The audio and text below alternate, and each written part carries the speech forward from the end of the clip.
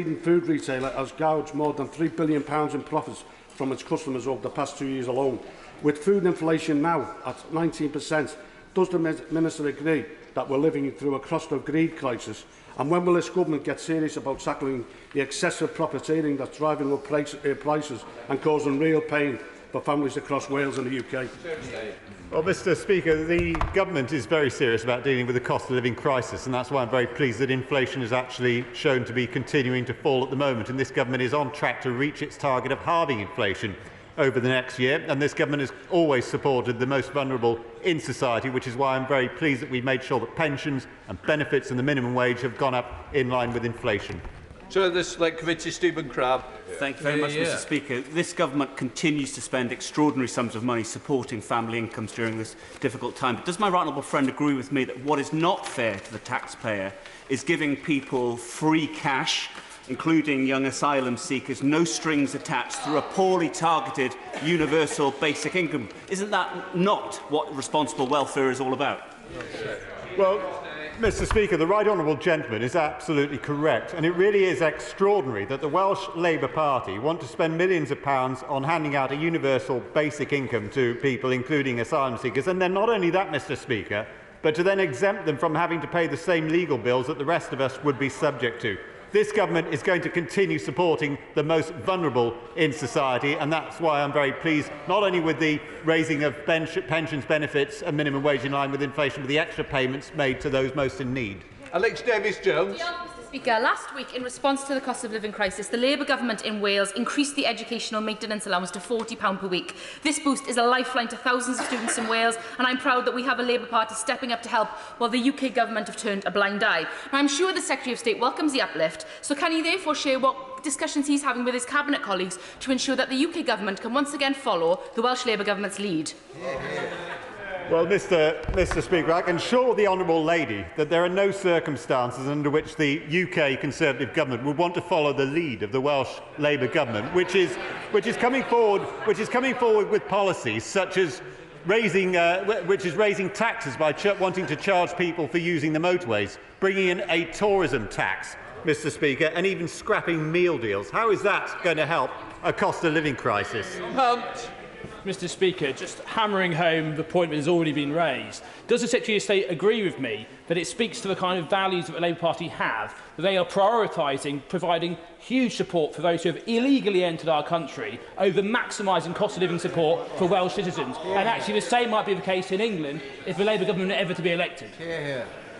The honourable gentleman is absolutely correct, and the humanitarian response is to disincentivise people from risking their lives by crossing the channel illegally and arriving here in small boats. And that's why last night I jointly signed a letter which rejected what the Welsh Labour government are asking for. We're not prepared to see the Welsh Labour government handing out universal basic incomes to people who shouldn't be in this country in the first place, and then on top of that to provide them with legal funding and lawyers so that they can challenge the decision being made by the government. These are not the priorities that the Welsh people have.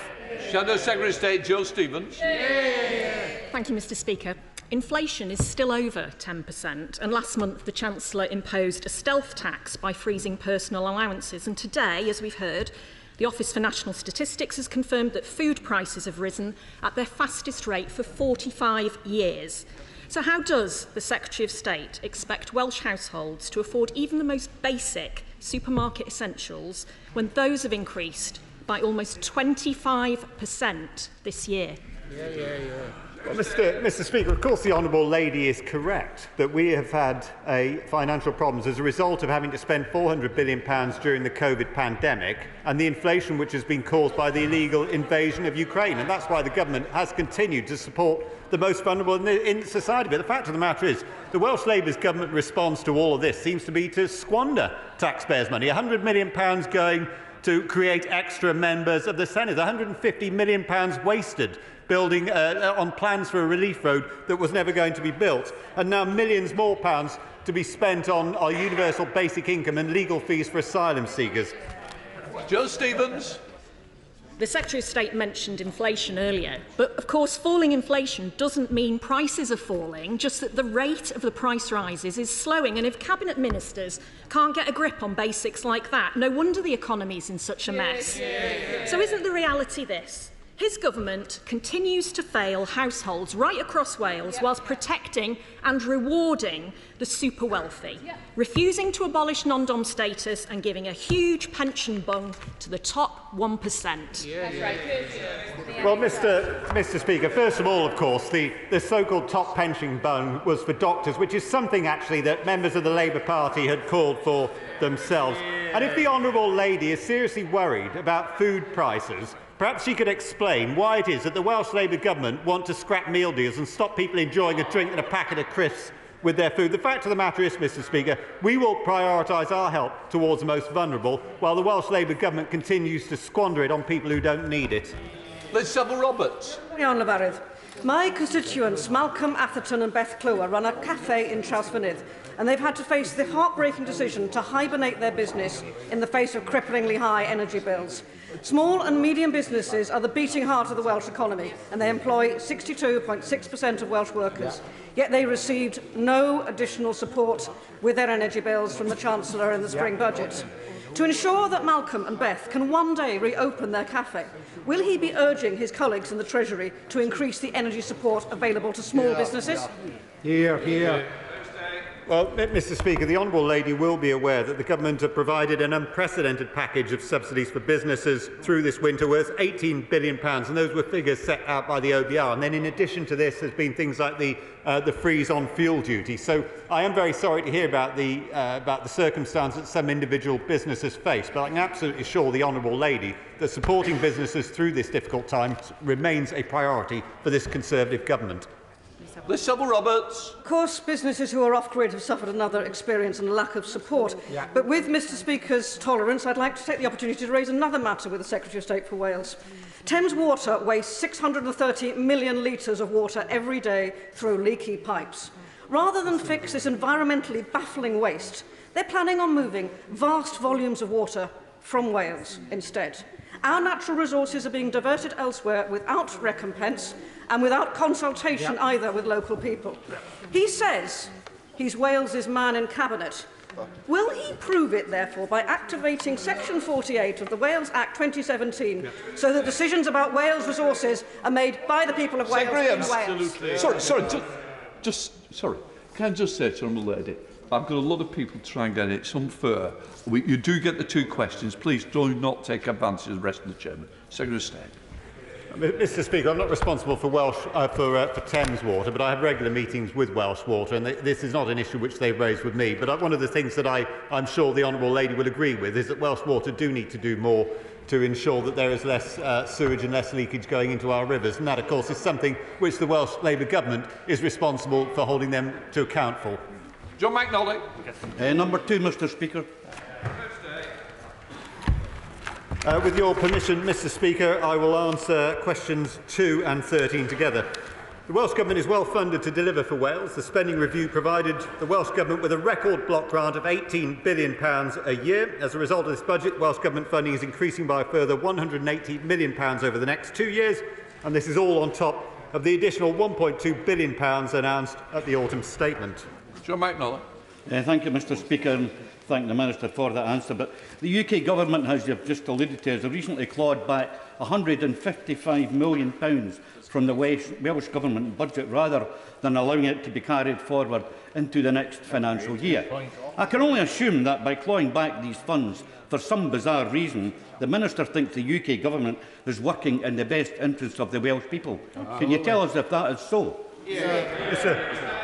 Mr. Speaker, the funds weren't clawed back, and there wasn't any bizarre reasoning about it. The money wasn't spent by the Welsh Government. They managed to fail to spend £155 million in the midst of a pandemic, which is really quite extraordinary. But, Mr. Speaker, they are receiving £1.20 on the NHS for every pound spent in the United Kingdom, and that money is not being passed on in full, which is why, in Wales, under a Labour government, we wait longer for our ambulances, we wait longer on hospital waiting lists, and we have less access to the treatment that people are now taking for granted in England.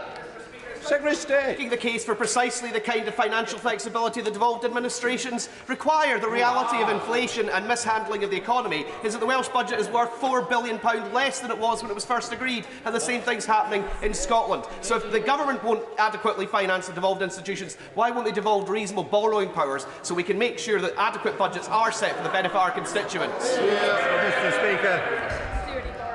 Mr. Speaker,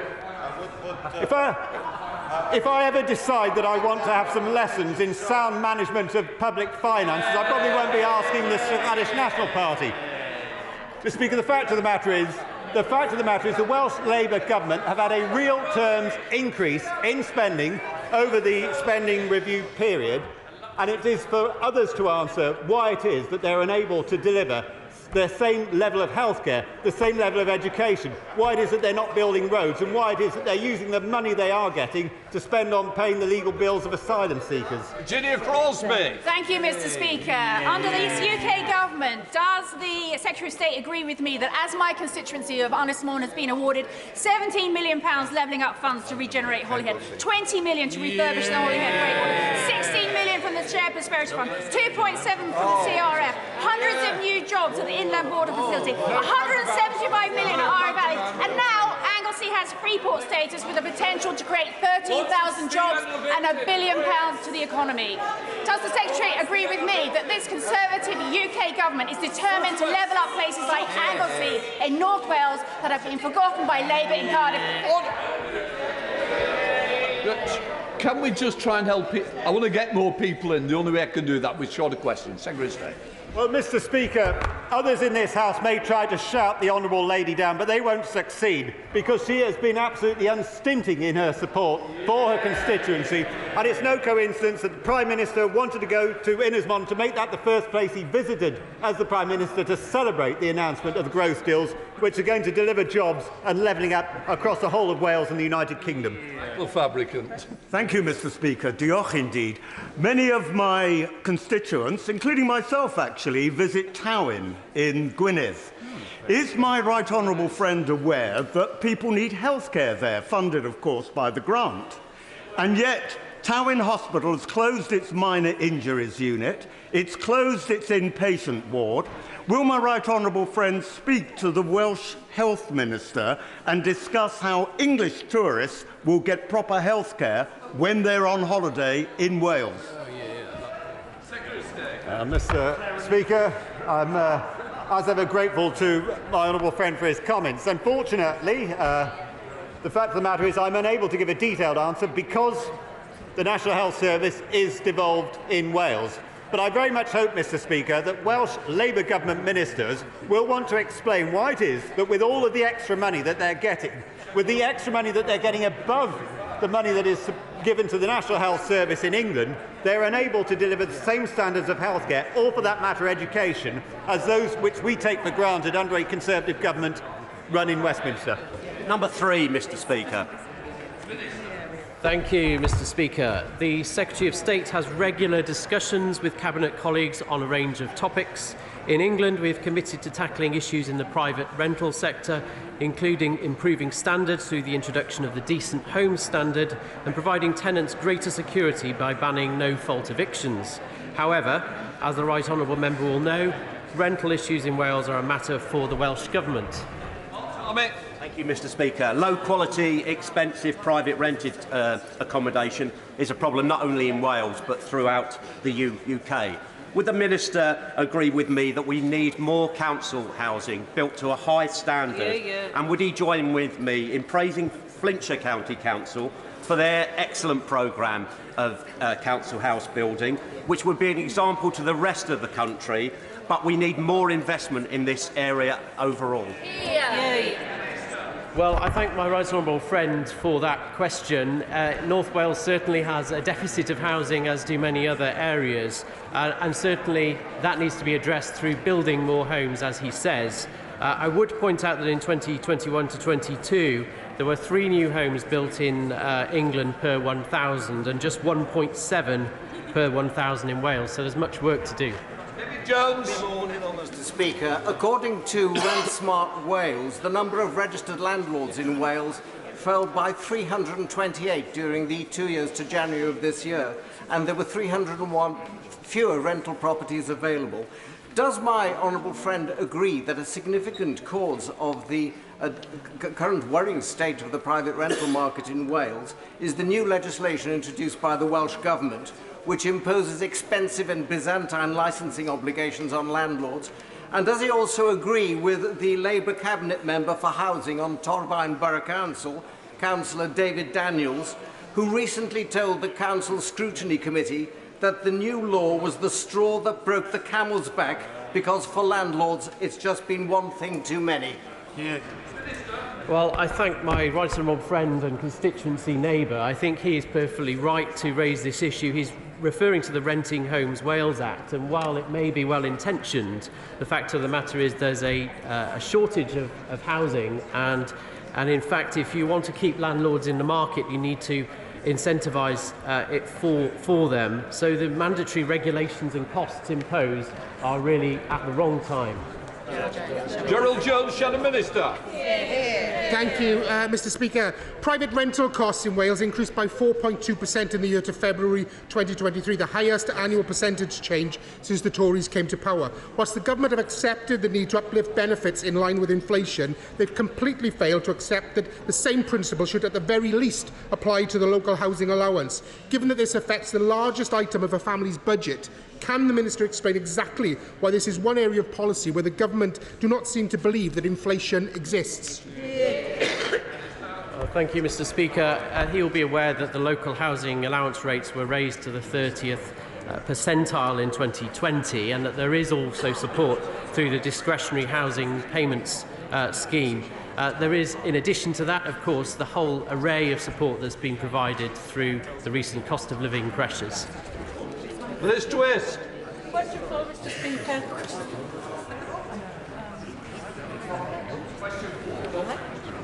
With permission, Mr. Speaker, I'll answer questions 4 and 12 together. I regularly engage with Cabinet Ministers on a range of transport measures. Over £390 million has already been provided for rail improvements in Wales since 2020, including Bow Street Station, the electrification of the Severn Tunnel and Cardiff Crossrail. Liz Twist. Thank you, Mr. Speaker. Avanti chaos has hit services between Holyhead and Crewe. For communities of North Wales and the North West of England, this line is an ongoing nightmare. What guarantees will he provide that those services will be restored? Well, Mr. Speaker, actually the Honourable Lady does have a point here. There have been a number of complaints made about Avanti by members of Parliament on all sides of the House, and I think there's a recognition that things could be a lot better than they actually are. Avanti are well aware of this and have been told that they need to improve the service quickly, and I can assure the Honourable Lady that DfT are well aware of the problems she's just raised. Leslie Dalton.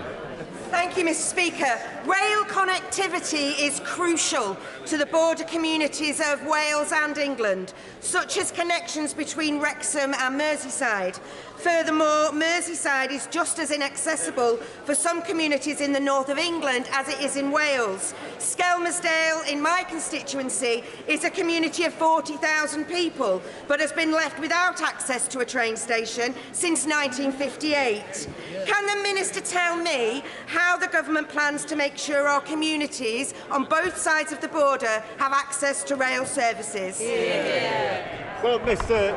Speaker, I welcome that question from the Honourable Lady, and I'm sure that the people of North Wales would welcome many more of her constituents coming down to visit and spending money in the local tourism industry if they can afford the tourism tax that's being imposed by the Welsh Labour government.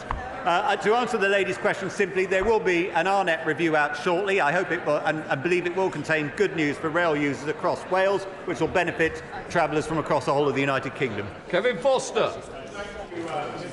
With meal deal bans, tourism taxes and road charges, no surprise many Welsh roads will be thinking of getting the train for holiday in Torbay instead to avoid all of them. What discussions is he having to ensure that the rail infrastructure between South Wales and the South West of England will be able to cope with this demand? Mr. Speaker, I'm sure Torbay is a wonderful place, but I would still recommend that people come to Wales and instead enjoy the coastline of all parts of Wales. But of course, to do that, they would either need to go by train or by car, and it's unfortunate that the Welsh Labour government have also decided to stop all road building whereas the United Kingdom government is getting on with building roads and building railways. Kaczynski. Mr. Speaker, one of the most important rail links into Mid Wales is the one through Shrewsbury. We're very proud being a border community and our links with Wales. We are campaigning for electrification of this line from Birmingham to Shrewsbury and beyond to Wales. Will he take an interest in our project to try to electrify this vital artery for residents in Mid Wales?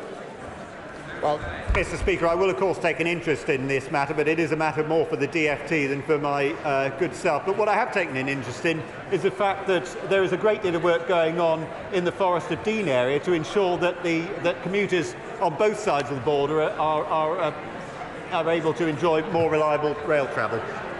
Robbie Moore. Number 5, Mr. Speaker. Thank you, Mr. Speaker. The spring budget delivered for Wales. As announced in the budget, the government will provide £20 million to restore the Holyhead breakwater, will deliver at least one investment zone in Wales, and will provide up to £20 billion for the development of carbon capture, usage and storage across the UK, which Wales is well placed to benefit from. More. Thank you, Mr. Speaker. The UK government proved time and time again that they are delivering for Wales, whether that's through supporting hundreds of thousands of households with the energy price guarantee or the £20 million Holyhead breakwater. However, does my right honourable friend agree with me that Labour Welsh governments are advertising Wales as closed for business with its recent ban on road building and tax on tourism? Well, I couldn't agree more with my honourable friend. The Welsh Government's response to the roads review was more of a road block than a response, and there's been a widespread rejection of the tourism tax from the sector, including from UK hospitality, who've called it anti-competitive. The contrast between the approaches of the two governments is stark, Mr. Speaker. The UK government is striking trade deals and promoting Britain open for business, while the Welsh Government seems focused on punishing small business owners.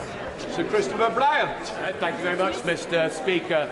A little birdie tells me that the Secretary of State has had a meeting about the Rhondda Tunnel in the last few days, and I'm hoping very much, Mr. Speaker, as no doubt are you, that there's going to be some announcement soon of perhaps of some money to make sure that the Rhondda Tunnel can be opened up, making it the second longest cycle tunnel in the whole of Europe and a great advert for tourism in the Welsh valleys. Will he arrange a meeting with me and the member for Aberavon so that we can explain to him the significant benefits that there would be so that he can lobby to get that money for the Rhondda Tunnel? The right honourable member is right to raise that question. My right honourable friend tells me that he would be happy to hold a meeting with the right honourable member. He also adds that Rhondda Cynon Taff Council should be encouraged to put in a levelling up fund bid. Romeo. Number 6, sir.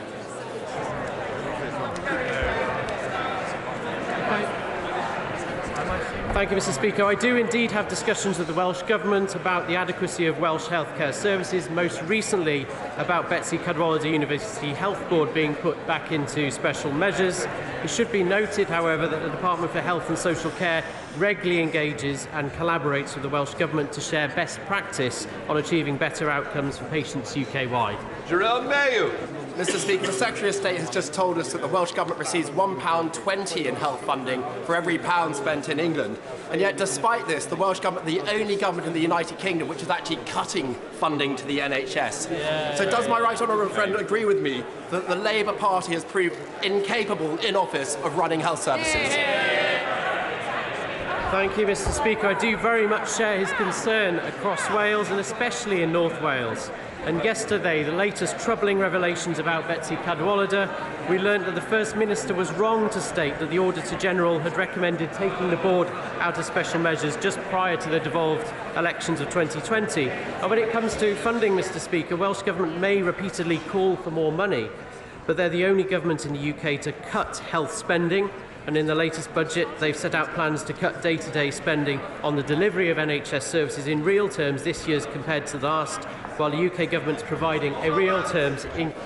Thank you. Question number 7, sir.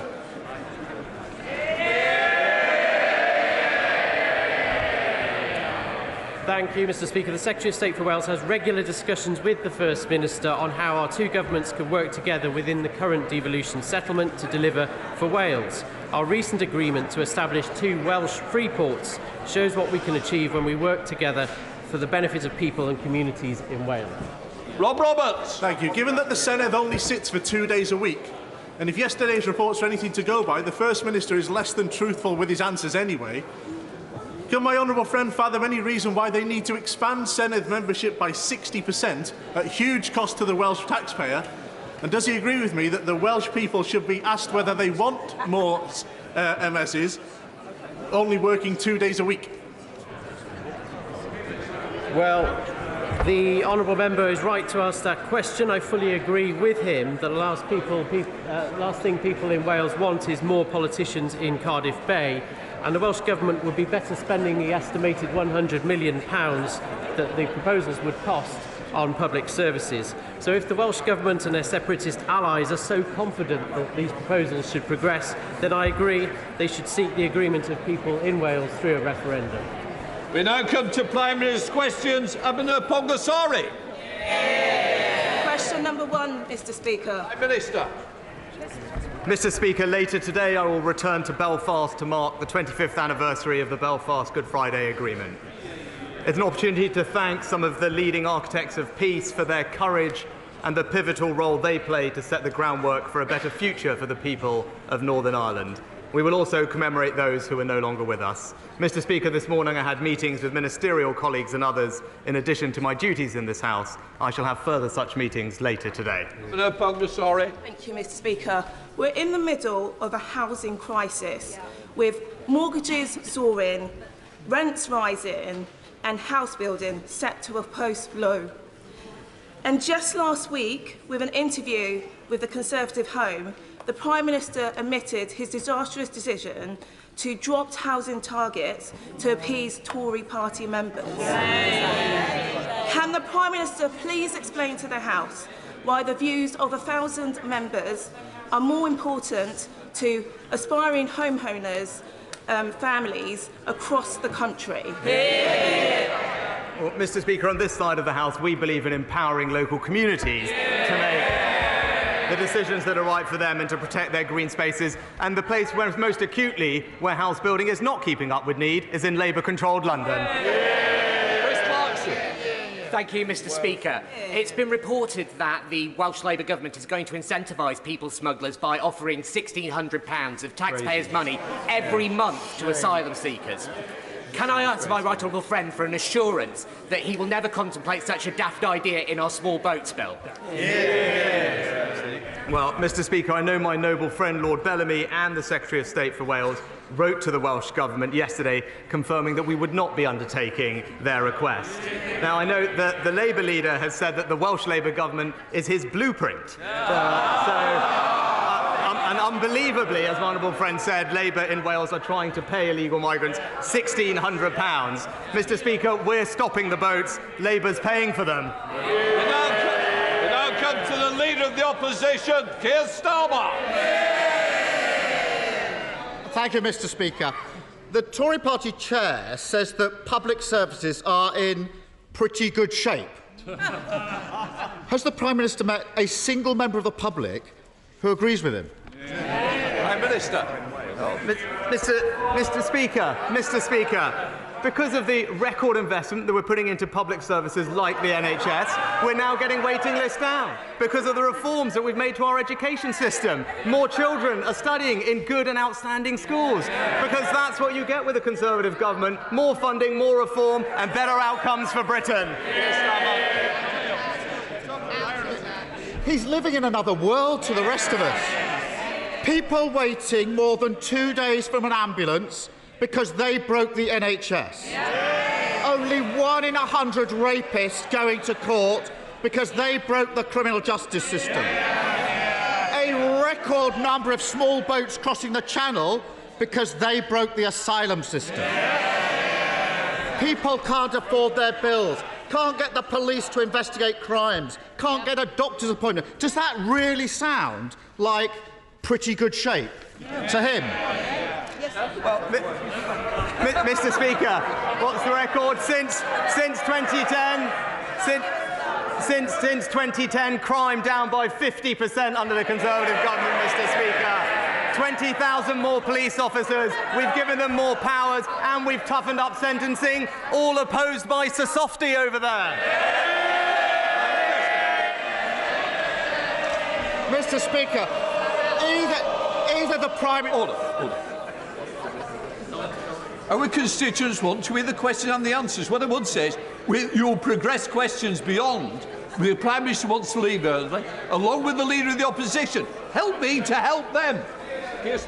Mr. Speaker, either the Prime Minister doesn't use the same public services to the rest of us, or he simply can't see the damage they've done to our country. In 2019, Ariel Lee, a convicted people smuggler, threw boiling water over a prison officer, leaving him with first-degree burns. The prison officer said it felt like acid. His face was on fire. His attacker was found guilty, received a prison sentence, quite right in my view. Does the Prime Minister agree? Well, Mr. Speaker, while record is clear on sentencing, it was this party and this government that passed the Sentencing Act last year. It toughened up sentences, and the average custodial sentence has now increased since 2010 by almost 2/3. For child sex abusers, it's up by 15 months, and for rapists, it's up by 2 years. And when our Sentencing Act ended the automatic early release of offenders who pose a danger to the public, it was the Labour Party who voted against it. Well, the problem is, Prime Minister, Ariel Lee's sentence ended up being suspended. And anyone watching this would wonder why someone who violently attacks a key worker isn't behind bars. Well, the court judgment spelt it out. It's because it took 16 months for the attacker to be charged. That's ridiculous. And it took another 2 years before he was sentenced. Completely unacceptable. Can't the Prime Minister see that because they've lost control of the court service, because they've created the largest court backlog on record, he's letting violent criminals go free? Mr. Speaker, here's a record. We're cracking down on grooming gangs, and he's uncomfortable, Mr. Speaker, he's uncomfortable addressing. We toughened the law on sex offenders so they spend longer in prison. He voted against it, Mr. Speaker. And we've increased rape convictions by over 60%. Meanwhile, he attended 21 sentencing council meetings that watered down punishments. That's why they call him Sir Softy. Soft on crime, soft on criminals. Mr. Speaker, I've prosecuted thousands upon thousands of sex offenders. He's just shown he doesn't understand how the criminal justice system works. No wonder he can't fix it. And he thinks that cracking down on crime is suspending a sentence where someone should be in prison. That shows the problem. And another reason, Mr. Speaker, another reason cited by the court for suspending the sentence in Ariel Lee's case was a letter from the Justice Secretary in February about prison overcrowding. As a result of that letter, courts have been told to have awareness of the impact of current prison population levels when passing sentences. In simple terms, the wrecking ball the Tories have taken to criminal justice means that thousands of people who should be in prison aren't. The court also said, he shakes his head, he should read the judgment. The court also said that it's for the government to say when prison conditions return to a more normal state. Now, I know the Justice Secretary has been busy trying to save his own job rather than actually doing it, but has the Prime Minister asked him when he's going to get a grip on the prison system and withdraw that letter which is allowing criminals to walk free? Mr. Speaker, we're in the process of building 20,000 more prison places. That's what this government is delivering, because we're toughening up sentencing and putting more people behind bars and making sure that our most serious offenders spend longer there. But I love it when he talks about his record as a lefty lawyer, Mr. Speaker, because I was looking at this, because when he was there, I read, he's quoting things, I read that people were really disappointed that his organisation let down victims. That wasn't even my assessment. That was his shadow Attorney General.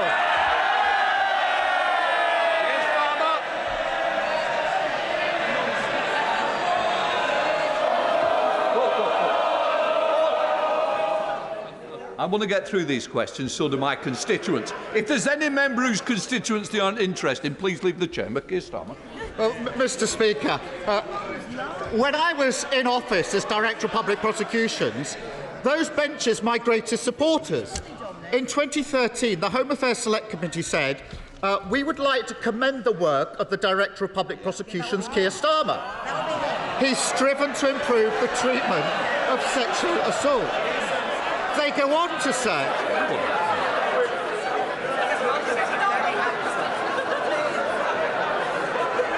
Can we... Prime Minister's questions matter to our constituents. I wonder if I were you. It's not the day. I want to get through it because I'm trying to help the Prime Minister and the Leader.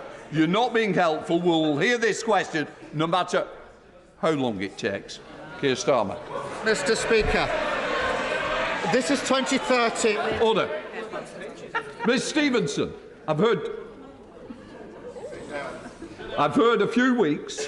This is the last week. I suggest you quiet, or it's better you leave. Keir Starmer. Mr. Speaker, this is the Home Affairs Select Committee in 2013. They go on to say the work I did should provide a model to other agencies, and when he leaves the CPS, he will be missed. Now, that report was presented to Parliament by the then Home Secretary, future Prime Minister, the Right Honourable Member for Maidenhead. And the government, those benches, noted and supported it. Now, it's obviously always a good look to have your work recognised, although they did lay it on a bit thick. So perhaps the Prime Minister will spend less time trying to rewrite history and more time sorting out the mess he's made of criminal justice. Because the crisis in criminal justice is just a snapshot of public services collapsing under his watch. People can see it wherever they look. Our roads, our trains, the NHS, the asylum system, policing, mental health provision. The Tories have broken them all they've got left is excuses and blame.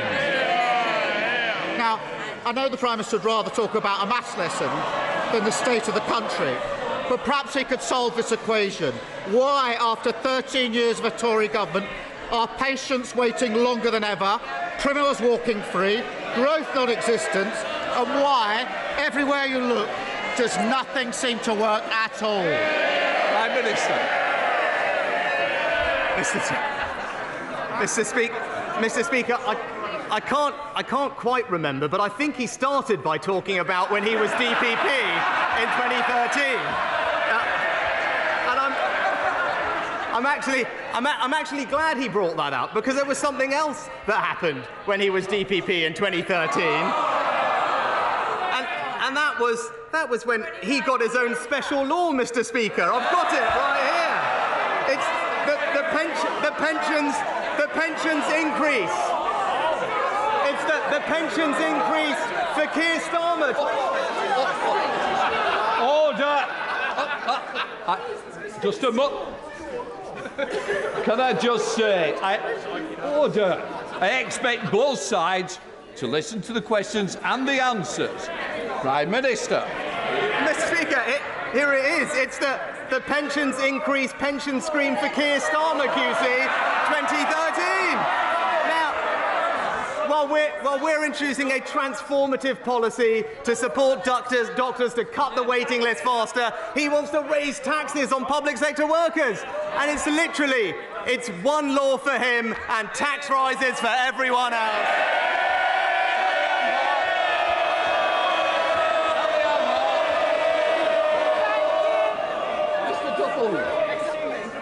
Don't let me double down on you. Please, Sally Ann Hart.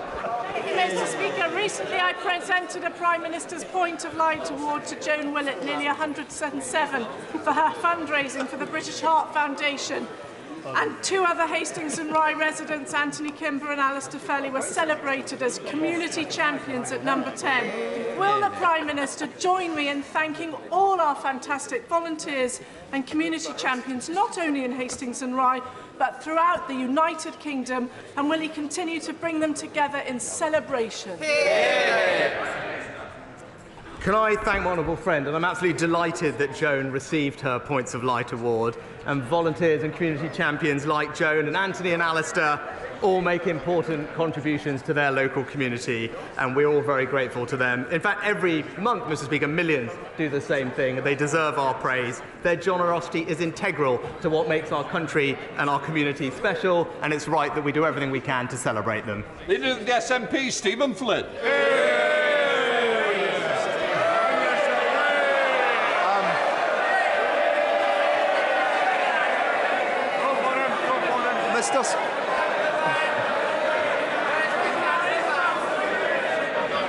As I said, I really do want to try and help the Prime Minister. If you don't, I do. Stephen Flynn. Mr. Speaker, I'm delighted to hear that they had an equally peaceful and relaxing Easter break as I did. Prime Minister, was it their refusal to stand alongside striking workers on the picket line, their acceptance of the economic damage being caused by Brexit, or perhaps their support for denying the people of Scotland the right to choose their own future, which led to the leader of the Scottish Conservative Party urging voters to back Labour? Well, Mr. Speaker, what we're doing is not getting distracted by the things that are going on elsewhere, and we're focused on delivering for the people of Scotland. We're making sure that we fund public services well with £1.5 billion extra in Barnett consequentials. We're making sure that we provide support with the cost of living. Now, I know, Mr. Speaker, at the moment, him and his party are focused on other matters. We're just going to motor on with the job.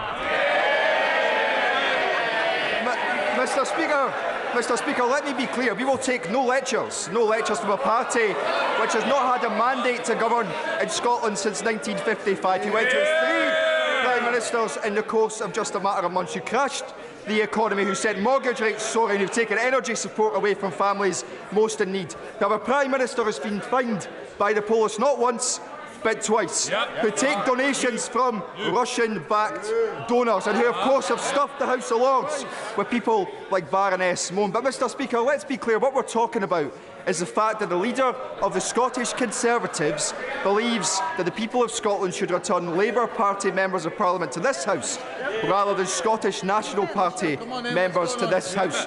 So isn't the message to the people of Scotland quite clear? Don't give the Tories what they want. Mr. Speaker, actually, the Scottish Conservatives deserve enormous praise for forcing the SNP into abandoning their completely unworkable, fundamentally flawed deposit return scheme, Mr. Speaker. So it's good that the SNP U-turned and listened to the voices of the Scottish Conservatives and to business, and we look forward to working with them on delivering something that actually works to deliver for the people of Scotland. And that's just it, Mr. Speaker, because if they can't fix the mess that Nicola Sturgeon left their party in, how can they possibly fix the mess that she left Scotland in? Mr. Speaker, it seems clear that the junior doctors' strike is causing serious risk of loss of life and certainly causing harm and pain to thousands of our constituents. The first line of Hippocratic Oath is first do no harm. When does the Prime Minister think the BMA abandoned this central tenet of their profession? Well, Mr. Speaker, I thank my honourable friend for his question. We value the work of junior doctors and are keen to find a fair and reasonable settlement which recognises their role and the wider economic context facing the UK. He's right to highlight the impact on patient safety, and that's why this government has brought forward minimum safety legislation to ensure that patients can rely on a core level of emergency service to protect vital patient care. That's something that we on this side of the House support, but I know is not something that's supported by the party opposite. David. Speaker, tooth decay is the #1 reason that children over 4 end up in hospital. Regular dental checkups could prevent that, but too many parents can't get one for their child. In the East Riding of Yorkshire, there are now almost 3,000 people per NHS dentist. In places like Herefordshire and Norfolk, fewer than 2 in 5 children were seen by a dentist in the past year. This is a scandal, Mr. Speaker. So will the Prime Minister take up the Liberal Democrat plan to end this crisis and make sure people can get an NHS dentist when they need one? Well, Mr. Speaker, the NHS recently reformed dentistry contracts, which will improve access for patients. Dentistry receives about £3 billion a year. There are around 500 more dentists delivering care in the NHS last year than the year before. He mentioned children. I'm pleased to say that almost 45% more children saw an NHS dentist in that year compared to the year before. Anne-Marie Morris. Thank you, Mr. Deputy Speaker. Prime Minister's question time on the 4th of February 2015, David Cameron said he was determined to do whatever it took to fix the Dorish railway line, the only route to the southwest. Phase 4 risks losing part of its agreed funding, while Phase 5 falls foul of a 10-year moratorium on new funding. The line is only as resilient as its weakest link. Will the Prime Minister commit to getting this resilience programme back on track and fully funded? Mr. Speaker, we're committed to improving the resilience of this iconic stretch of railway. It provides a vital link for people in the South West. That's why today we've invested over £165 million in delivering solutions to protect the line, and I know Network Rail is continuing to develop the case for further investment, and my honourable friend will be keen to feed into that. Bristol Law. Thank you, Mr. Speaker. Mr. Speaker, this week my city of Dundee not only announced its flights will be connecting with Heathrow, but also the Scottish Government's commitment to Dundee being at the forefront of making Scotland a major world economy, both bringing investment, jobs and opportunity. However, the UK Government seems to have a problem with this. Mr. Speaker, Scotland's international engagement is to be reduced. Despite being paid for through Scotland's wealth and taxes, UK ambassadors and diplomats have been instructed to obstruct the Scottish Government's international engagement, with every foreign nation worldwide told not to deal with the Scottish Government directly. This, Mr. Speaker, has already been described as, and I quote, smacking of a parent trying and failing to control a teenager. So will the Prime Minister assure me and the businesses, wealth creators and most importantly my constituents that want to see Dundee and Scotland prosper, that while Scotland's short time left in this unequal union remains, Scotland will neither be put back in a box or will be bending knee?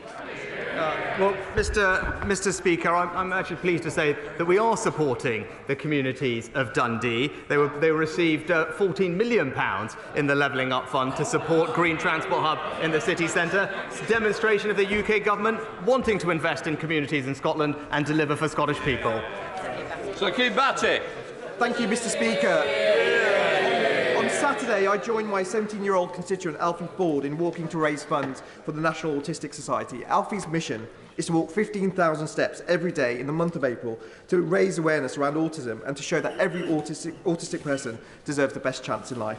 This Saturday, he's walking from Birmingham City Football Club to Edgbaston Stadium and then back to Birmingham City Football Club. Will the Prime Minister join me in wishing Alfie the very best for his walk and his noble mission to change the way people think about autism for good? Can I start by praising Alfie for his fantastic efforts? He's an inspiration not just to his community, but to many others, and I wish him the best of luck for Saturday. Our autism strategy sets out our ambition to ensure that autistic people across all parts of the country get the support they need to live fulfilling and happy lives, and I look forward to seeing Alfie's progress on the rest of his journey. Do you see MacDonald? Mr. Speaker, my constituent Lisa and her civil service colleagues have worked tirelessly and with distinction during some of the most challenging times. But she's fed up with ministers patting them on the back all the while imposing derisory 2% and now 4.5% pay rises, despite years of pay restraint and now double-digit inflation. She asked simply, why should I keep working for a UK government that treats its workers with such contempt? So, will the Prime Minister stop with the myths and excuses and start negotiating a fair deal with the unions? Well, Mr. Speaker, I pay tribute to all our hard-working public sector workers for the job they do.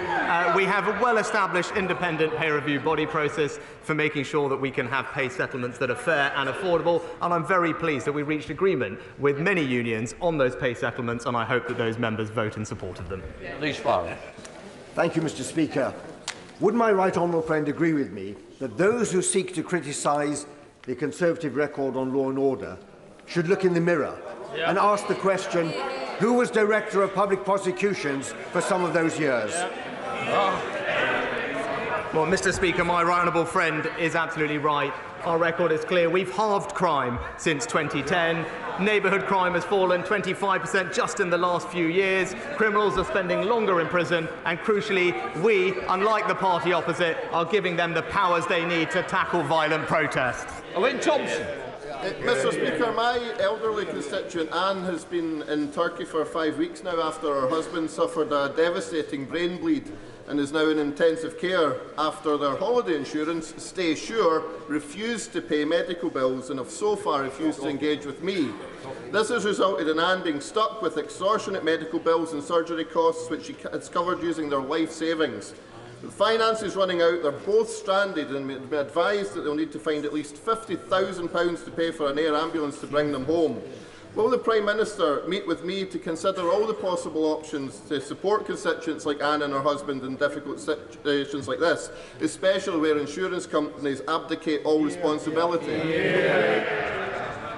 Can I thank the honourable gentleman for his question? I'm very sorry to hear about the case that he raises. My thoughts, as I'm sure everyone's, will be with Anne and her husband at this difficult time. I will ensure that he gets a meeting as soon as possible with the relevant minister to discuss and progress this case further. Thank you, Mr. Speaker. Can I tell a tale of two councils? My constituents who live in Conservative-controlled Wychavon District Council have enjoyed 6 years of council tax freezes and excellent public services, while my constituents who live in the Malvern Hills District Council area, which is run by a ragtag bag of so-called independents and Greens, pay nearly 50% more in council tax for a bandy property. Does the Prime Minister agree that the best thing that my constituents can do for the cost of living is to vote Conservative on the floor? My honourable friend is of course right. Right across the country, those in Conservative councils pay lower council tax than those of the party opposite, and the choice at this election is clear. It's the Conservatives that deliver for you, it's Labour that costs you. Thank you, Mr. Speaker. Thank you, Mr. Speaker. This week, the Women's Rights Network published a report by criminologist Professor Joe Phoenix called When We Are at Our Most Vulnerable, revealing that between January 2019 and October 2022, which includes the pandemic lockdown, of course, there were a staggering 6,539 reported rapes and sexual assaults in UK hospital settings. That's an average of 33 incidents every single week.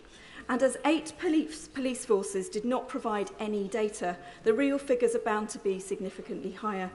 What can the Prime Minister and his government do to ensure that all women, staff and patients are safe in Britain's hospitals? Yeah, can I first of all say I was deeply shocked, like the right honourable lady, and appalled to hear about the cases of sexual assault and abuse in the NHS, and I pay tribute to her for her long-standing campaign on these issues. NHS organisations are responsible for protecting their staff and patients from sexual harassment and conduct. They've recently established a domestic abuse and sexual violence programme to build more robust safeguarding processes for protecting patients. We will work very closely with them to ensure that that is implemented, and I know she will hold us to account for doing that. Simon Bates. Thank you, Mr. Speaker. On the 2nd of June, Corwin Station on the Llangollen Steam Railway will be officially reopened having been closed 60 years ago under the Beeching Axe. Would the Prime Minister join me in congratulating the volunteers, the local community and the funders who have made this possible, and also take his own share of the credit for granting the Levelling Up Fund to Clwyd South when he was Chancellor, which has paid for the magnificent new roof on Corwen Station? Well, I pay tribute to my honourable friend for all his campaigning on this. I'm delighted that Levelling Up Fund has delivered for Corwen Station. It's a huge boost to local ambitions to see trains returning there, and I know that a small team of the project's volunteers have actually built the majority of the station. They deserve credit, and indeed a local company in Wrexham has supplied the new steelwork for the canopy roof, providing a welcome boost to the local economy, and I look forward to seeing the station open this summer. Daniel Greenberg. Mr. Speaker, over recess I was invited to visit one of the major supermarkets in my constituency to discuss food waste. But what struck me most was the experience of shop workers on the front line. They told me they expect to suffer a violent assault every single day they go to work. So while more maths might always be helpful, what is this out-of-touch Prime Minister doing to make sure that people can be safe in their workplace? Well, Mr. Speaker, everyone deserves to be safe in their workplace, and that's why we're making sure that through our Sentencing Act we have appropriate sentencing in place for that, and more generally making sure that there are police officers and community support officers across the country to help combat crime. We'll happily look at future sentencing when we look at reviews of that case. Thank you, Mr. Speaker. Leadership and teamwork delivered Bolton Wanderers' superb 4-0 victory in the Papa John's Trophy at Wembley. It's delivering the Bolton College of Medical Sciences and delivered Ayub Patel's superb Rungworth by-election victory. So, what message does my right honourable friend have for Councillor Patel and all the campaigners, candidates and activists as we run into this festival of democracy, our local elections? Prime Minister. Well, Mr. Speaker, can I share in my honourable friend's congratulations for all those in Bolton, but also my commiserations to those in Plymouth, especially actually our party chairman, who's an avid supporter of the Green Army. But most importantly, I welcome the election of Councillor Patel, and I look forward to him joining our other councillors in delivering for their local areas with less crime, lower council tax, and importantly, filling more potholes. Alistair Carmichael. Thank you, Mr. Speaker. Last week, the Home Office announced that they would not be setting up a bespoke visa scheme for the fishing industry of the sort that is already available for people working in fish farms and in offshore wind farms. They also told skippers that crew previously employed by them under a temporary scheme had to stop working immediately. As a consequence of that announcement, in fishing ports around the coast today, many fishing boats are tied up, unable to go to sea.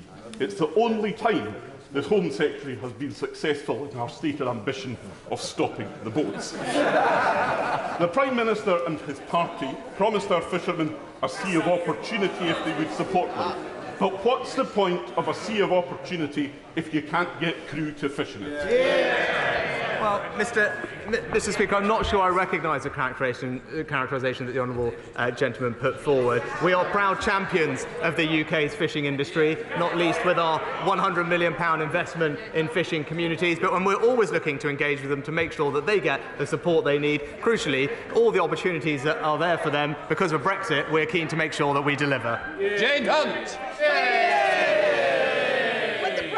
Join me in thanking Lorna and Shirley of the Marios Tenente Centre and local churches in Loughborough for all their hard work in establishing a community allotment.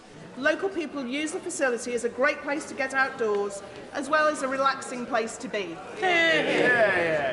Mr. Speaker, can I pay tribute to Lorna and Shirley for all their fantastic work?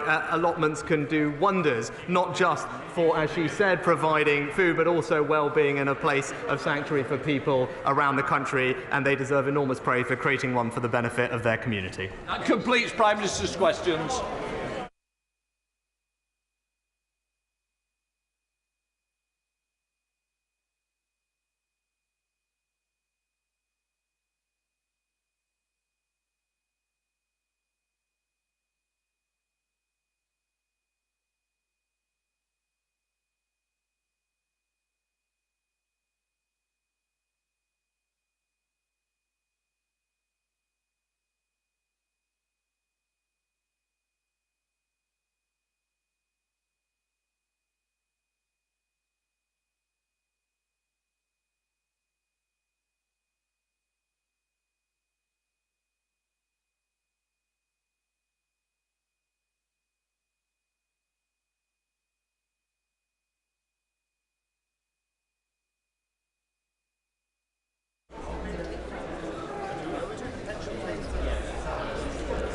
Right, we come to the urgent question.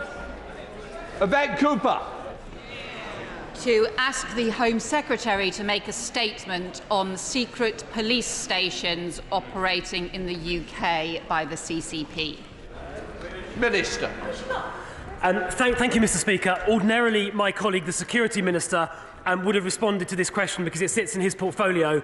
He is, however, in Northern Ireland today, so they've asked me to respond in his place. Mr. Speaker, the latest reporting in the Times on the so-called overseas police stations are, of course, of great concern.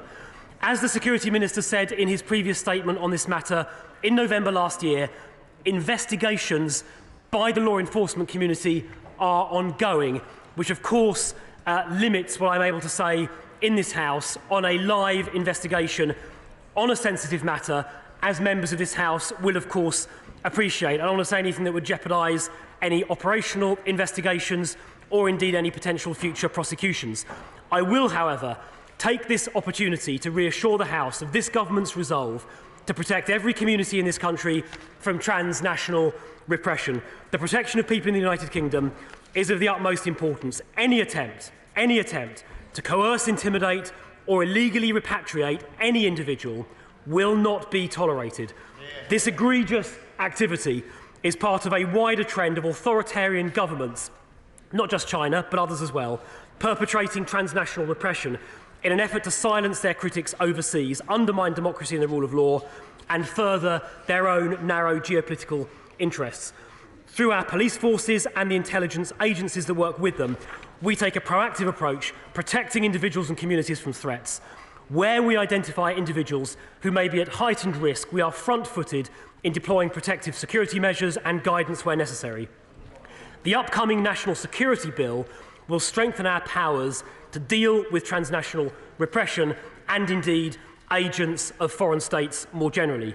Coercion, harassment or intimidation linked to a foreign power will be criminalised under the new foreign interference offence in that bill.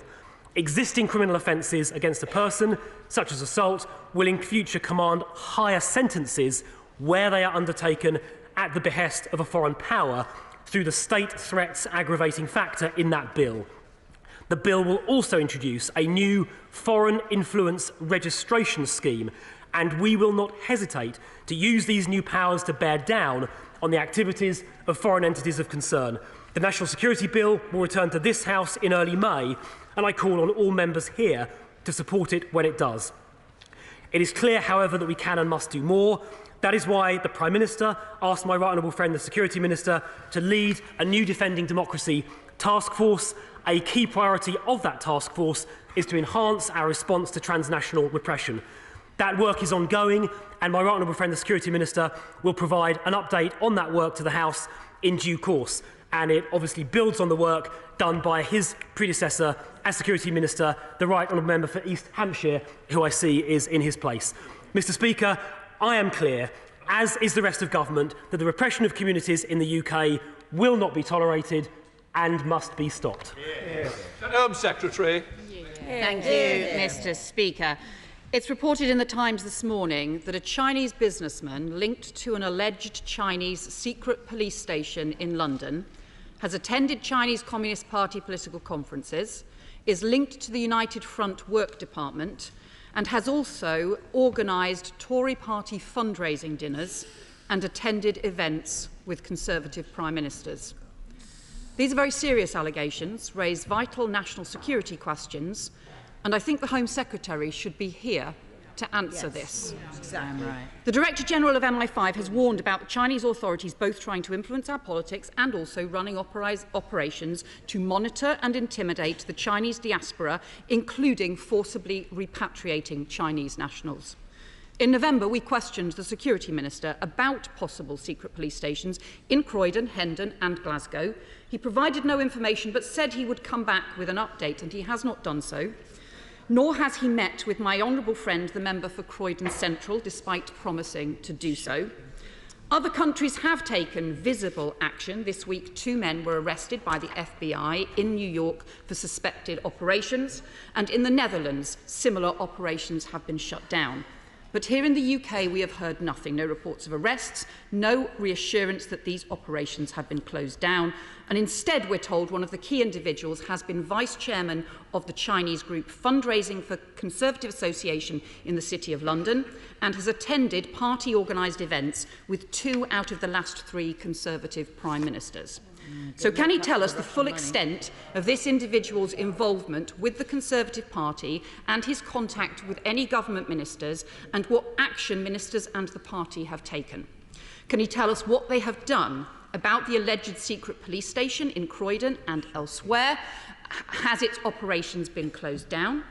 Because the lack of answers will raise grave concerns that the government is not addressing the scale of this threat and is not updating Parliament for fear of party political embarrassment because of the connections with the Conservative Party. That is not good enough. Party political concerns must never, repeat, never be put before our national security. The country deserves answers. Yeah.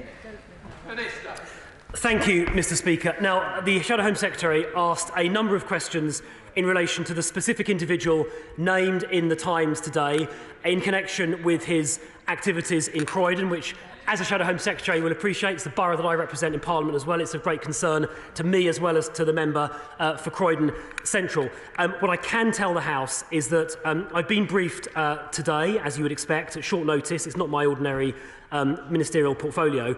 There is a live investigation by the law enforcement community into this matter, and as I said in my opening comments, I cannot comment on the details of such an investigation while it is live for reasons that will be obvious to all members of this House. As soon as the Security Minister is in a position to provide an update on the results of that investigation, he will do so, and I will also ask the Security Minister to privately brief the member for Croydon Central as soon as possible. It is worth mentioning that the Chinese activity in this area is not confined to the United Kingdom. We are aware of approximately 100 alleged stations of the kind we're discussing around the world. It's not unique to the United Kingdom. And as the Shadow Home Secretary said, just earlier this week, arrests were made in New York in connection with a similar investigation conducted by the FBI there, similar to the investigations that we are currently conducting here. In relation to party politics, look, I think all political parties need to be alert to the danger that representatives of hostile states seek to infiltrate or influence their activities. I think it's fair to say that there have been other members of this House that have been targeted similarly that we know about. So I would ask all members of Parliament and all political parties to be alert to this risk. I think all of us owe that to democracy. Ian Duncan-Smith. Mr. Speaker, can I bring my honourable friend back to the real issue here? Investigations into individual transgressions, absolutely fine, they progress. The problem is that we have known in this House, the government has known for a considerable amount of time, raised by many of my colleagues, the activity of these particular 3 locations, illegal Chinese police stations. We know that they are bringing Chinese dissidents in. They are confronting them with videos of their families, threatening their families in front of them if they don't cooperate and leave and go back to China. We know that. The security services have warned the government about that. The question really here today is, why in heaven's name haven't we acted alongside the Americans, even the Dutch, and shut these stations down and kicked those people out of the country? Look, I thank my right honourable friend for his question and for his long-standing campaigning on this issue and indeed the activities of China more widely, which are of great concern, rightly of great concern, to this government and to members of both sides of the House.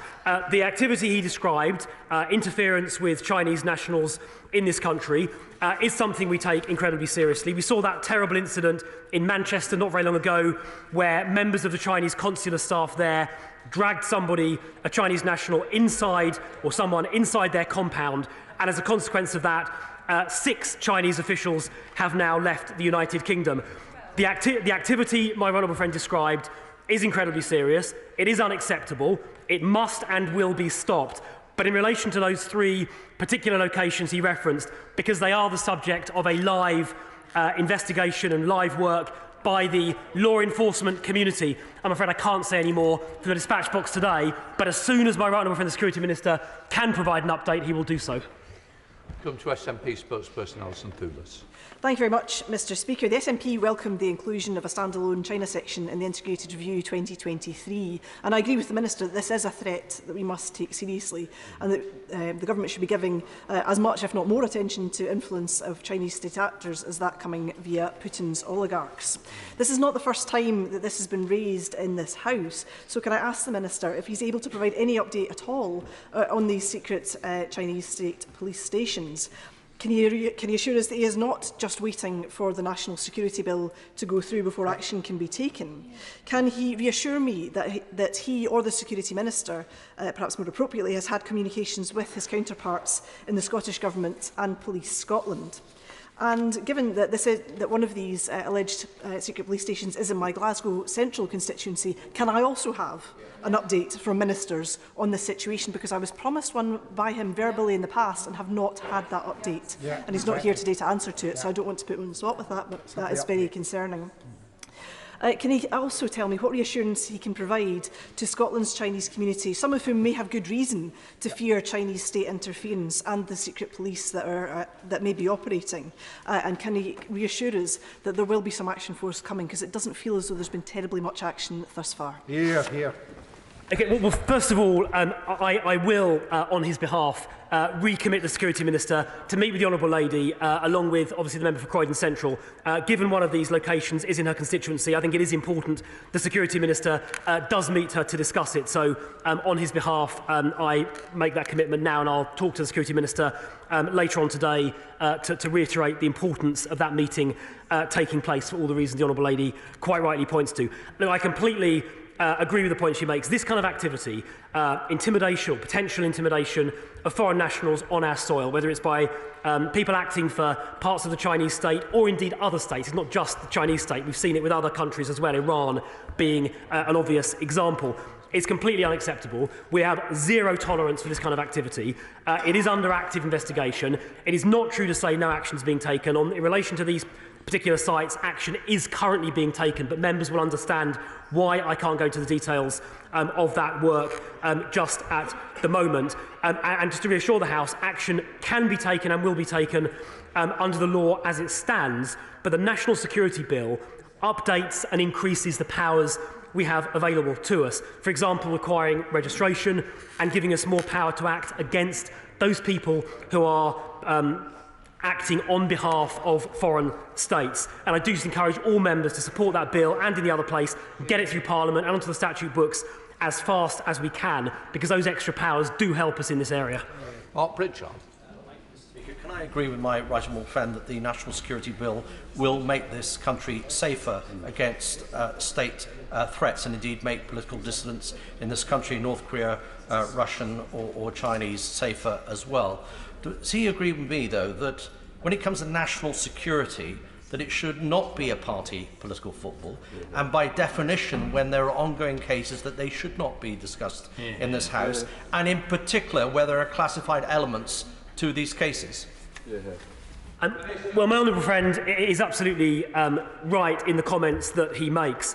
I think matters of national security are issues that should be tackled on a bipartisan or tripartisan across the House basis. All democratic political parties in the Western world more widely, but including the United Kingdom, are at risk from inappropriate influence. All of us must work together to combat and exclude that risk. And I think we should approach these issues in that spirit of cross-party cooperation. No. Sarah Jones. Thank you, Mr. Speaker. Mr. Speaker, I'm perplexed and my constituents are very concerned. Back at the start of November, we had the urgent question where the Minister said there was an investigation. He would come back as soon as possible to the House to report. He promised to meet with me. I've emailed the Minister multiple times. I've even texted him, and I've had nothing. And now we read that there might be links between the man who supposedly in Croydon is responsible for this, who has links to the Chinese Communist Party and links to the Conservative Party. Was the Minister's failure to respond to me multiple times discourtesy, or is there something else?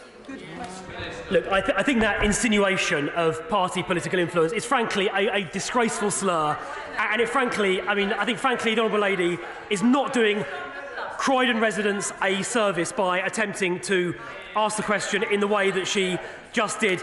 I do know, because I've asked him, the Security Minister has never met or encountered the gentleman concerned. He does, however, owe the member for Croydon Central an update, as I said in response to the Shadow Home Secretary, and I will make sure the Security Minister meets both with the member for Croydon Central and the Honourable Member for Glasgow Central extremely quickly to provide an update on this issue. Sir Michael Penning. Thank you very much, Mr. Speaker. As a former police minister myself, I think it's very, very important that Parliament stays out of an ongoing investigation. I think that is absolutely vital. But what I am particularly worried about is that if we just kick these people out of the country and don't prosecute them and put them in British prisons, when they get back to China, we give them a medal, not actually the criminal prosecution that they deserve in this country. So can we make sure if there is a criminal act that's taken place, they prosecute this country and not just kicked out, because the Chinese will love that and they'll give them medals and God knows what else. Well, I thank my honourable friend for his question. He's absolutely right in the point he made at the beginning, as a former police minister himself, about the importance of not commenting in this House on particularly sensitive live investigations that are being undertaken. I completely agree with the point he made, his second point, about the importance of prosecuting people domestically in the UK, and if they've committed a criminal offence here in the UK, making sure they serve a sentence here in the UK prior to getting kicked out. There needs to be a very clear deterrent, making it clear to those people thinking about doing these things that it is unacceptable on our soil. We will not tolerate it. And Jarvis. Mr. Speaker, I was pleased to hear the Minister say that these are matters that should be addressed on a cross-party basis. And the Security Minister, who I hold in the highest regard, said that the Defending Democracy Task Force would be cross-party, and that was something that was welcomed by the Director-General of MI5. So can I ask the Minister to confirm that that is still the case, and if it is, presumably either the Security Minister or himself or his department will be reaching out to our front bench in the very near future. Well, I certainly share your members' sentiments about the cross-party nature of this. I will take that point back to my honourable friend, the Security Minister, and put it to him later on today, as soon as he gets back from Northern Ireland. I am exasperated that 6 months after I held an urgent question on this issue, it is still true. There are 4 illegal police stations that we know of operating in the country. The one in Belfast seems to be missing from much of the reporting. There is no question that when we are vulnerable at home to Chinese transnational repression, I hope the Minister is listening, we are weaker on the world stage and less able to... Does the Minister wish to respond already? We are weaker on the world stage. This is a transnational crisis, and I have just met with Vahid Beheshti, who is on day 56 of hunger strike outside the Foreign Office because of the IRGC failing to be prescribed despite the promise to do so. When will the Home Office close the IRGC cutouts operating in Maida Vale, Wilston and Manchester, as well as at least the 4 Chinese police operating stations, because other countries have acted, so why haven't we? I can assure the Honourable Lady I was listening extremely carefully to what she was saying. She asserted in her question that these locations were still operating. She is making, if I may say, an assumption in making that assertion. Not an assumption I'm going to comment on, because it is a matter of a live investigation, as she will appreciate. As soon as the Security Minister is able to comment on this matter, he will come to the House and do so. As she will also appreciate, I can't comment either on the IRGC, because ministers don't comment, as she knows, on matters being considered around prescription of that nature. What I can say and will say is that this government takes interference with foreign nationals here, transnational intimidation, extremely seriously. It is completely unacceptable, and we will do whatever is necessary to stop it from happening. Mr. Carmichael. Thank you, Mr. Speaker. Anybody who has the right to be here has the right to feel safe and secure in being here. In the last couple of years, to their credit, the government has allowed in excess of 100,000 Hong Kongers to move to this country. But we know that the intimidation and the persecution has followed them. In universities up and down the country, they are shouted down and they continue to be intimidated. These police stations are part of the infrastructure that enables that. To borrow a phrase from the Foreign Secretary, isn't it time that we should be pulling down the shutters on them? Very good. Minister. Well, I completely agree with what the honourable gentleman just said. And in particular in relation to the British national overseas Hong Kong citizens who have come here, we have extended a very warm welcome to those people who are at risk of repression in Hong Kong now because of the Chinese Communist Party's brutal repression of democratic freedoms and other freedoms in Hong Kong, which this government abhors in the strongest terms. That's why we've offered refuge to those people here. And it is quite right, the honourable gentleman is quite right to say that foreign nationals residing in this country, regardless of their immigration status, should enjoy all of the rights and freedoms around free speech and freedom from intimidation that we would expect any citizen of this country to enjoy. And I agree with him, it's the duty of government and the law enforcement services and agencies to ensure those freedoms and rights are protected, and that includes on campuses. I think there's some work the DfE are doing in this area where Chinese nationals are students at universities. They should be free from harassment and intimidation. The same applies, of course, to other groups of people, Jewish students being another obvious example. And I would just say it's vital that university authorities take robust action to protect their students, whether they're Chinese, Jewish or from any other group, from any sort of intimidation on campuses, which is totally unacceptable. Bob Seeley. Mr. Speaker, I thank the Minister for his robust line, and I thank ministers for all the work they're trying to do. I think it is true to say that in the last 10, 15, 20 years, I think collective governments have been slow and naive in dealing with these more nuanced, politicised threats from Iran, and Russia and China, etc. My question, I get the fact that they're making transnational repression illegal, and I get the fact that there is an ongoing police case. But the point has already been made. Repression is already illegal in this country and has been for centuries. People have the right to be to the freedoms of this nation, whether they are visitors or citizens. We know who these diplomats are. We don't have to wait for a court case. We're not going to be imprisoning Chinese diplomats. We don't have to wait for a court case before we start expelling diplomats who are engaged in these practices. And I think that is the point that myself and others are trying to make here today. Thank you. There is no reluctance to ensure that diplomats engaged in inappropriate activity will leave. I've mentioned already that 6 officials who were based at the Chinese consular office in Manchester have now left the United Kingdom. In relation to the gentleman in Croydon, the subject of the Times article today, he is of course not a diplomat and therefore is susceptible to prosecution in the normal way, exactly as the former police minister was describing earlier, and that is exactly why there is an ongoing investigation that's taking place.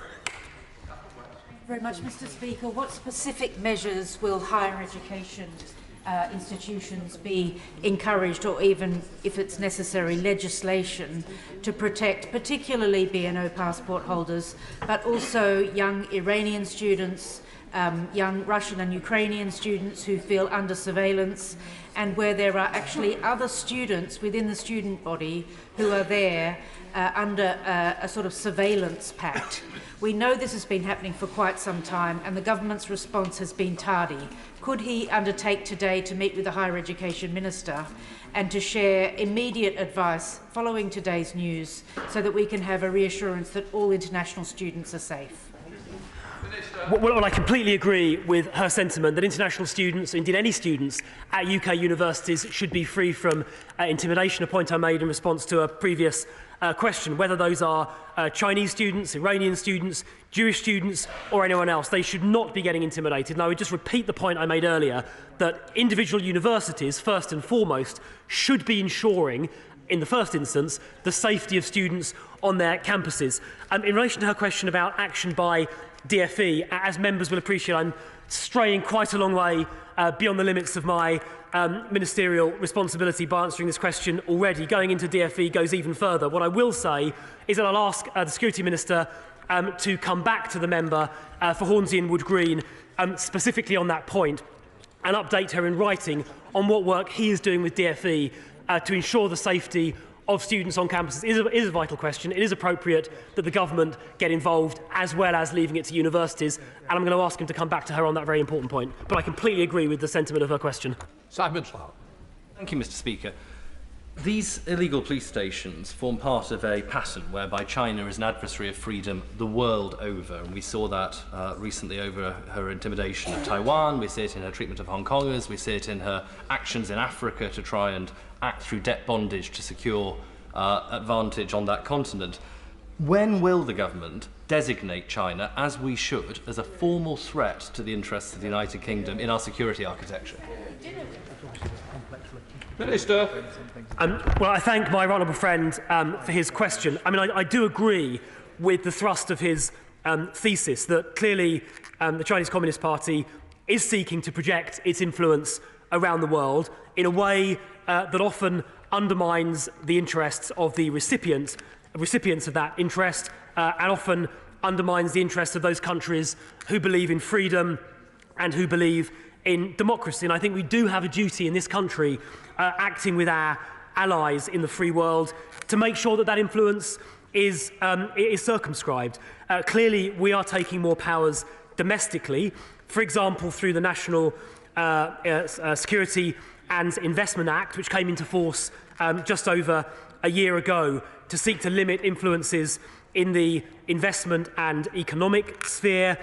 We're doing work with partners around the world as well. We're supporting countries where freedom is threatened, including, of course, Taiwan, who we strongly, obviously, support in their right to choose their own destiny. The question he specifically raises is obviously a complicated one, and I think one probably better dealt with by higher powers than me, but I think I've made pretty clear in my answer my feelings on the topic of our relations with China. Emma Hardy. On how many occasions have the government or governmental officials discussed the use of these police stations with the Chinese embassy? I'm afraid, not being a Foreign Office Minister or the Security Minister, I don't know, but I'm sure the Security Minister will update on that when he next comes to the House. The Wheeler. Thank you very much, Mr. Speaker. I thank the Minister for his answers today. This is a very difficult area and he's constrained because of the ongoing investigation. But can he reassure me that the authorities that are making all these investigations do have all the resources they need to do this? Because that will be reassuring to the people of South Derbyshire.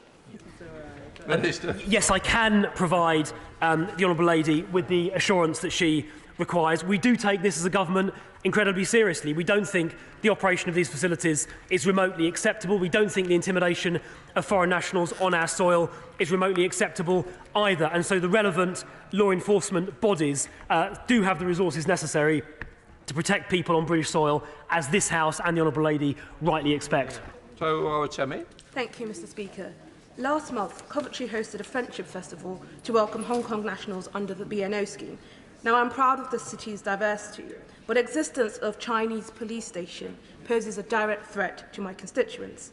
Now, the government's own backbenchers have said that this government is asleep at the wheel when it comes to threats posed by China. So, given that this is a matter of national security, what steps will the Minister take to ensure the safety of my constituents in Coventry North West?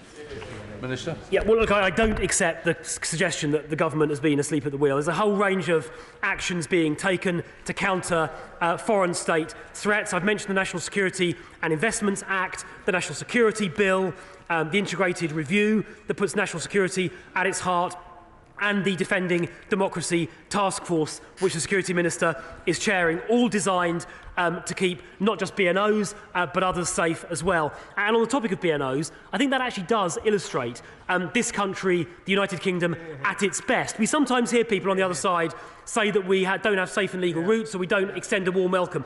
Well, the over 100,000 British national overseas from Hong Kong that we have welcomed with open arms, the 24,000 people we've welcomed from Afghanistan via safe and legal routes, the 25,000 people that came from Syria under the UK resettlement scheme and other schemes, and more than 200,000 people that have come from Ukraine, all illustrate what an open and welcoming country this is, and the approach that this government takes to genuine and legitimate refugees.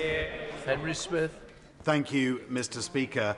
It isn't just nefarious activity from the Chinese Communist Party through the so-called police stations in this country and other parts of the world, but it's also their commercial activities and their activities in academia that are a threat to our national security. BGI is a company that is harvesting genomic information from people around the world, for example, through prenatal tests. Can I have an assurance from the government that the Defending Democracy Task Force won't just be looking at the so-called Chinese police stations operating in this country, but all of those aggressive acts that have been carried out by the Communist Chinese state? Minister. Well, I think my honourable friend, the member for Crawley, is absolutely right to draw attention to what the Chinese government is doing in seeking to infiltrate academia and certain sensitive technologies. I saw this at first hand during my time as technology minister, and I must say to the House, I was deeply concerned by what I saw. The channel, the machinery of government for dealing with that isn't the Defending Democracy Task Force. There are various other arms of government dealing with that. The powers that exist under the National Security and Investment Act give the government, I think in the first instance it's what used to be the Base Secretary, powers to take action, and I can assure the honourable gentleman the government is very alive to this. I saw it when I was Tech Minister, and I can assure him that the government is vigilant, it is alert, and action is being taken. Jim Shallow. Thank you, Mr. Speaker. Can I thank the Minister for his responses to the questions? But can I ask him, will the Minister outline what steps have been taken to secure the safety of Chinese expats within the United Kingdom who are frightened of the reach of the Chinese government arms in the United Kingdom of Great Britain and Northern Ireland? I have some constituents, Chinese expats, who have told me they feel that they've been followed. They're pretty sure that their phones have been tapped. So what assurance can I give to my Chinese constituents about their privacy, about their security and about their safety? Well, I appreciate the question that the member for Strangford asked there. I would just strongly urge him that if there are particular constituency cases he's aware of where individual constituents feel they're being in any way targeted, I would just very strongly urge him and his constituents to contact the police, I guess the PSNI in the first instance, who can then of course escalate the matter if required.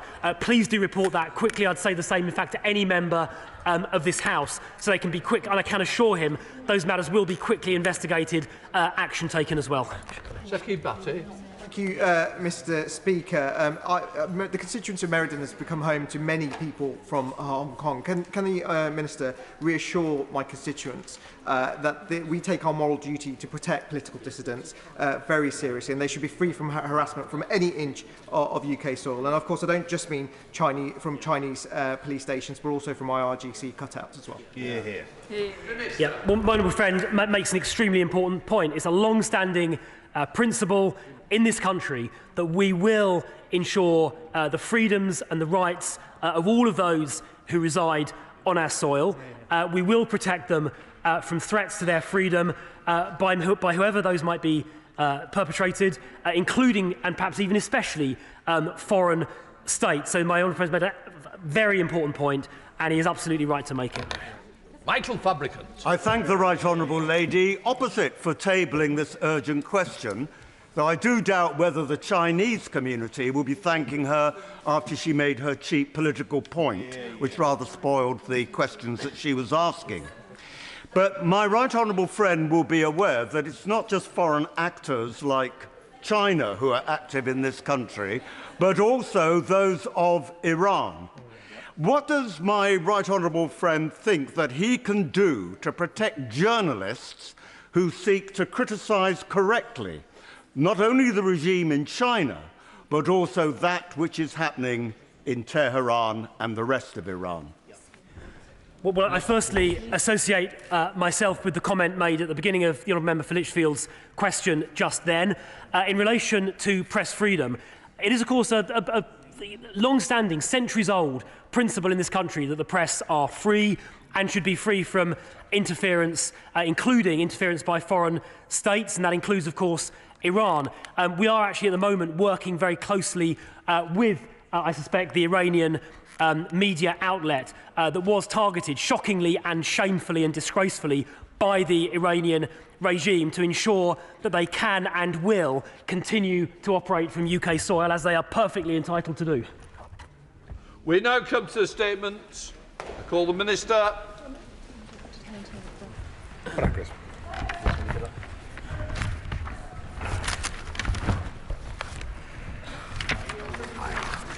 Thank you, Mr. Speaker. With your permission, I would like to make a statement to update the House on the infected blood inquiry. The Government welcomes the publication of the infected blood inquiry's second interim report. I'd like to thank Sir Brian Langstaff and all those who have contributed. The infected blood inquiry has done a huge amount of work on an intensely complex issue, ensuring that victims' voices are heard. I've been deeply moved by the testimonies outlined in the latest report, and the victims' bravery in coming forward should not be overlooked. The issuing of the second interim report, specifically on compensation, was not anticipated by the Government until we were informed by the inquiry in February this year. However, we very much appreciate and welcome Sir Brian taking this approach. The Government is considering intensely the recommendations outlined in this report, and work is underway at pace across all relevant departments to respond fully. My right honourable friend, the member for Maidenhead, announced the infected blood inquiry in 2017 to examine the circumstances that led to individuals being given contaminated blood and blood products in the UK. The inquiry, chaired by Sir Brian Langstaff, commenced on the 2nd of July 2018, and I'd like to reiterate our total endorsement for my right honourable friend's point that the contaminated blood scandal of the 70s and 80s should simply never